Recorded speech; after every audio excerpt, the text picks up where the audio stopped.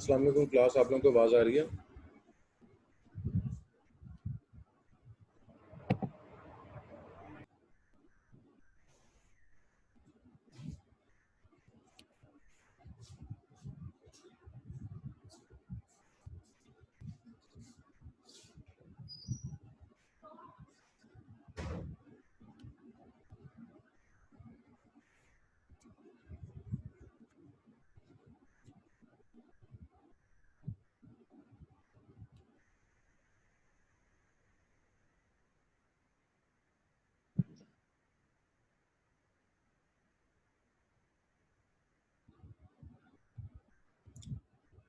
Okay class, हम आज का लेक्चर शुरू करते हैं जो कि human resource management and software engineering के बारे में है।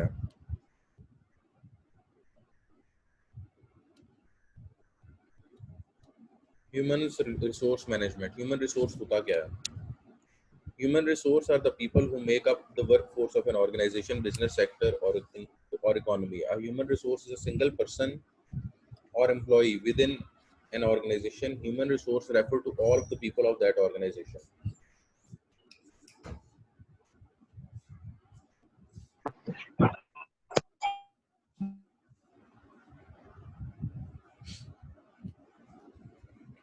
A human resource department, HR department of an organization perform human resource management that is overseeing various aspects of employees such as compliance with labor law and employment standards, administration of employee benefits, some aspect of recruitment and discipline.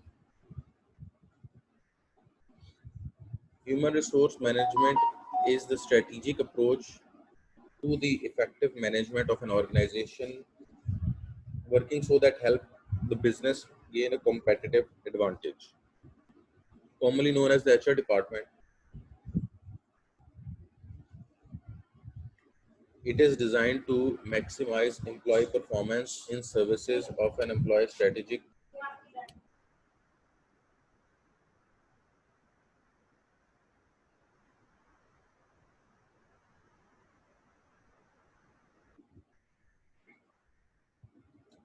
Commonly known as HR department, it is designed to maximize employee performance in service of an employee's strategic objective. HR is primarily concerned with the management of people within the organization, focusing on policies and systems. HR departments are responsible for overseeing employee benefits, design, deployment, employee recruitment, training and deployment, performance appraisal, and rewarding.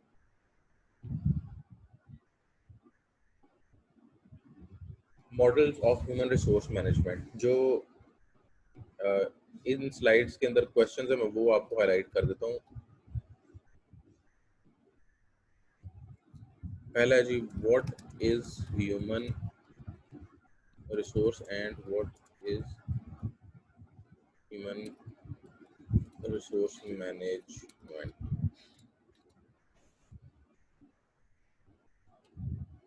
उसके बाद जो paper का अगला question है, ये basically आपने identify करना है, आइडेंटिफाई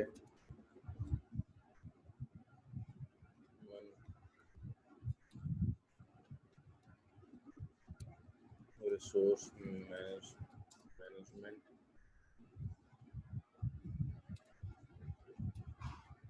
मॉडल्स।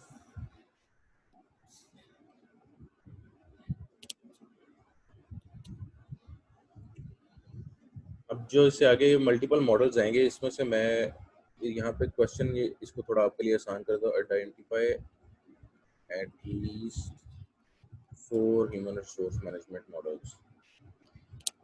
जो मल्टीपल मॉडल्स एग्जिस्ट करते हैं उसमें से आपने 4 के नाम बताने हैं। सबसे पहला मॉडल है जी, long term strategic and proactive in style. HR planning is of great significance of management for managers responsible for locating and managing resources Their duties include establishing number of staff, maximizing a maximum utilization of personnel, development and education of employee, a projection of future staff. पहला model जो है वो उसके जो objectives हैं वो उसके model के अंदर ही लिखे हैं, long term strategic and proactive in style, जिसमें जो एचआर रिस्पॉन्सिबिलिटीज जो है वो मैनेजर्स को असाइन कर देता है इन टारगेट्स को अचीव करने के। उसके बाद है जी commitment to organization, to approaches, complete control through reliance on the rules governing employment, empowering employees with status and responsibility of quality production। इसके अंदर जो है वो ह्यूमन रिसोर्स को ऐसे मैनेज किया जाता है कि वो उसकी कमिटमेंट टू ऑर्गेनाइजेशन हो। इस मॉडल के अंदर जो जॉब डिस्क्रिप्शंस होती हैं किसी भी जॉब की, मिसाल के तौर पर मैनेजर वो क्या किसका जिम्मेदार होगा, उसकी जज़ा या सज़ा सख्त हो जाएगी अगर वो टारगेट्स अचीव करेगा, जो कमिटमेंट टू ऑर्गेनाइजेशन शो करेगा ऑर्गेनाइजेशन के गोल्स को अचीव करने में, तो उनको उसको रिवॉर्ड मिलेगा। लेकिन अगर वो कहीं ना कहीं ऐसा काम कर देता है जिसकी वजह से कंपनी को नुकसान होता है, तो उसको उसका फिर पे बैक करना पड़ेगा अपनी जॉब, इवन वो उसको जॉब से निकाला भी जा सकता है या फिर उसको पेनलाइज किया जा सकता है। Real challenge is to shift employee attitude for mere compliance with the rules at work to commitment and self motivation। जो उनके रूल्स उनको डिफाइन कर दिए गए जॉब डिस्क्रिप्शन के, वो उनके साथ कमिटेड हों। Skill is not much technical qualification of employ but there quality in terms of attendance, flexibility, responsibility, discipline, identification with company and work rate। जो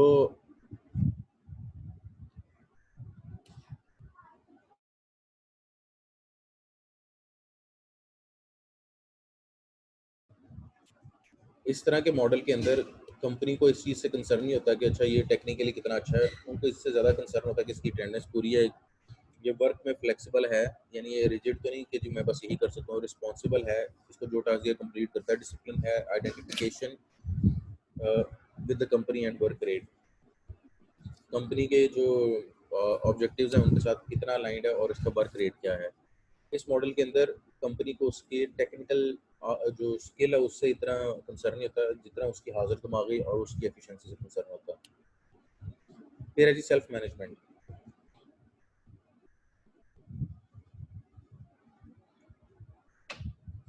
इस मॉडल के अंदर कंपनी अपने एम्प्लॉय को फ्रीडम देती है कि ठीक है जी हम आप पे इतना प्रेशर नहीं डालेंगे, आपने अपने आप को सेल्फ मैनेज करना है, लेकिन आपने ऑब्जेक्टिव्स अचीव करने हैं। तो इसमें मेंटली इंडिपेंडेंस है कि सिर्फ जो आपको कहा गया वही करें, आप मल्टीटास्किंग पे ना करें। Self management is a form of organisational management based on self-directed work process on the part of an organization's workflow। There are two variations of self-management. All the workers manage the enterprise directly through assemblies. Workers exercise management function indirectly through the election of specialist managers. The goal of the self-management are to improve performance by granting worker great autonomy in their day-to-day operations, boosting morale, reducing ailment, and when paired with employee ownership, eliminating exploitation। इसके अंदर उसको freedom दिया जाता है employ को कि वो जो उसको टास्क है ना सिर्फ वही करे, उससे ये एक्सपेक्टेड नहीं है कि वो वाले काम भी करे जो उसकी जॉब डिस्क्रिप्शन में नहीं है। Unitary perspective. The unity perspective is based on the assumption that organization is an integrated group of people with single authority loyalty structure and a set of common values, instead interest and objectives shared by all members of the organization. Management prerogative is regarding as legitimate, rational, and accepted by any opposition to its seen as irrational। जो unitary perspective है इसमें units बनाए जाते हैं organisation के अंदर, और जो एम्प्लॉई हैं उनका ऑब्जेक्टिव कंपनी का मेन गोल नहीं होता कि उसको अचीव करना है, जो उन छोटे यूनिट्स का ये जो यूनिट है वो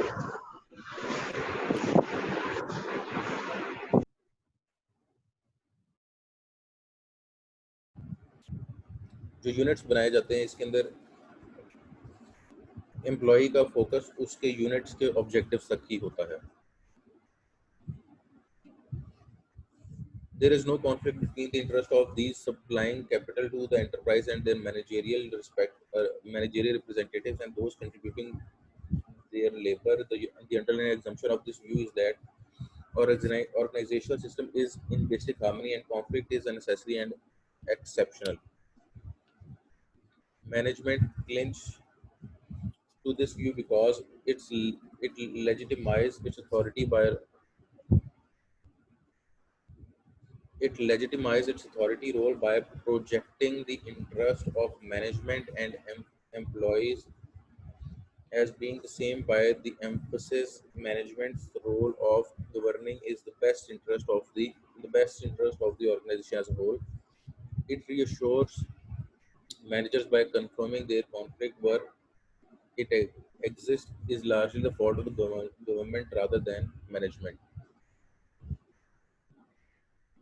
टू सिंप्लीफाई एक ऑर्गेनाइजेशन जितनी मर्जी बड़ी हो उसमें स्मॉल यूनिट्स एग्जिस्ट करेंगे और स्मॉल यूनिट्स जो हैं वो अपने गोल्स अचीव करेंगे. जो यूनिट्स के अंदर एम्प्लॉयज़ हैं उनका मेन ऑब्जेक्टिव कंपनी का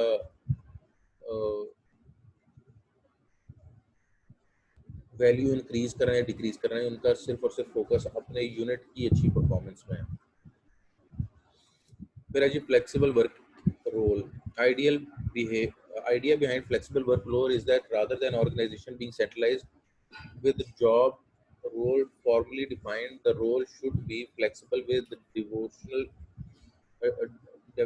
devolution of decision making and a fluid organization structure.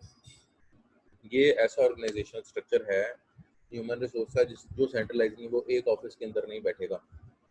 इसकी मिसाल ऐसे है कि अगर आप देखें जो KFC है, KFC मैकडोनल्ड ब्रांड है, वो सेंट्रलाइज नहीं है, वो डिसेंट्रलाइज है. वो हर बड़े शहर में है पूरी दुनिया के. तो उन्होंने अपने ऑर्गेनाइजेशनल जो ऑपरेशंस है उनको डिसेंट्रलाइज कर दिया है कि वो उस कैपेसिटी में उस एनवायरनमेंट में जो बेहतरीन पॉसिबल तरीका है आउटपुट निकालने का उसको इम्प्लीमेंट करें रादर देन वो किसी एक सेंट्रलाइज पॉलिसी जो कि अमेरिका के मुताबिक उसके मुताबिक ही चलें. कुछ पॉलिसीज होंगी जो एक स्टैंडर्ड पॉलिसीज होंगी तमाम के लिए और कुछ पॉलिसीज होंगी जो उनके रीजनली ड्राइव होंगी. मिसाल के तौर पे अब जो KFC और मैकडोनल्ड्स है वो रीजनल मेन्यूज ऑफर कर रहे हैं. वो बर्गर और पिज़्ज़ा और बाकी चीज़ें उस रीजन की बना के बेचने की कोशिश करें, लेकिन जो एक उनका सर्विस स्टैंडर्ड है वो अमेरिकन मेंटेन करने की कोशिश करें. Four main characteristics of the management structure of well-established firms are motivate and retain technical talent, decentralization, user authority structure, and metrics organization. उसके बाद है जी maximum utilisation of human resource. इस मॉडल के अंदर हम कम ह्यूमन रिसोर्स से मैक्सिमम काम लेना चाहते हैं. इसकी मिसाल ऐसे है कि एक बंदे को मल्टीपल जॉब्स की रिस्पॉन्सिबिलिटीज दे दी जाएंगी और उसका जो मैनेजर है वो उसमें से मैक्सिमम एफिशिएंसी निकालेगा. Human resource utilisation is the extent to which available human resources are deployed effectively for the maximum achievement of individual, collective, and organizational goals and objectives. Example ये है कि कोई भी ऑर्गेनाइजेशन जब वो नई नई स्टार्ट होती है, मिसाल तौर पे अगर आप सॉफ्टवेयर हाउस स्टार्ट करते हो नया, तो आपको मैक्सिमम ह्यूमन रिसोर्स यूटिलाइजेशन करनी होगी. आपको खुद से कोडिंग भी करनी होगी, आपको खुद से मैनेजमेंट भी करनी होगी, आपको खुद से क्लाइंट्स को भी डील करना होगा. तो आप वन मैन शो होंगे जो कि बाकी सारे टास्क भी कंप्लीट करेंगे सिवाय कि आप कोडिंग करें, जो कि आपकी टेक्निकल डिग्री आपको मिलेगी, लेकिन आपको मैनेज भी करना होगा, आपको कस्टमर रिलेशंस भी चलाना पड़ेगा. तो ये सारे रोल्स आपको प्ले करने पड़ेंगे. Usually maximum utilisation of human resource उन सिनेरियोज में होती है जहाँ ऑर्गेनाइजेशंस नहीं हो या वो ग्रोइंग हो. लेकिन जब प्रोफेशनल ऑर्गेनाइजेशन बन जाती है, कोई ऑर्गेनाइजेशन प्रोफेशनल बन जाती है, तो ये मैक्सिमम यूटिलाइजेशन इसलिए कम कर देती है क्योंकि हर ह्यूमन की कैपेसिटी है, एग्जॉस्ट हो जाता है. तो अगर एक बंदा जो सिर्फ एक काम करेगा वो अपना काम अच्छे तरीके से करेगा और उसमें एग्जॉस्ट नहीं होगा, लेकिन एक शख्स जो मल्टीपल काम करेगा वो हर काम की क्वालिटी को मेक श्योर नहीं कर सकेगा. अच्छा, क्लास हमारा लेक्चर यहाँ पे एंड होता है। कल से हम इंशाल्लाह सॉफ्टवेयर फैक्ट्री के ऊपर पढ़ेंगे। आप लोगों को कोई क्वेश्चन है तो आप मुझसे पूछें।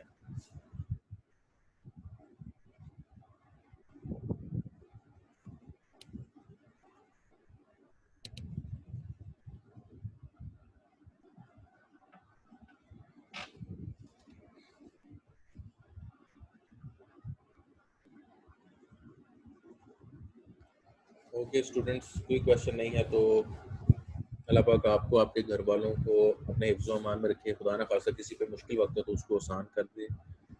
मुझे और बाकी क्लास वालों को ज़रूर अपनी दुआ में याद रखिएगा। और मोमिन कभी नाउमीद नहीं होता, तो आपने नाउमीद नहीं होना है। इंशाल्लाह ये मुश्किलात जाएँ, ये दूर हो जाएंगी। ओके स्टूडेंट्स, अल्लाह हाफिज़।